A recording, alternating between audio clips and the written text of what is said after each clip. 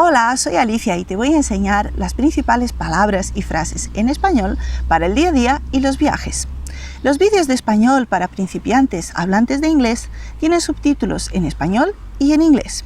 Puedes alterar la velocidad de reproducción de YouTube si prefieres el vídeo más lento.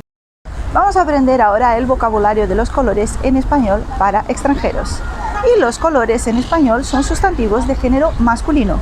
Por eso diremos el blanco, el negro, el rojo, el amarillo, el rosado, el verde, el azul, el gris, el marrón, el celeste, el rosa, el naranja, el violeta, el lila, el beige, el caqui y el café.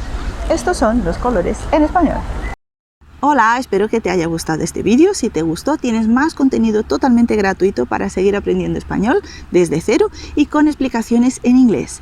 En la descripción del vídeo tienes vídeos, audios, PDF y también un curso online de autoaprendizaje con certificado y explicaciones en inglés. Y si te gustó este vídeo, deja tu me gusta, suscríbete al canal y también deja tu comentario. Indícame qué es lo que te gustaría aprender en español y así puedo crear contenido adaptado a los deseos y a las necesidades de mis estudiantes. Muchas gracias por tu apoyo y espero que te lo pases muy bien aprendiendo español.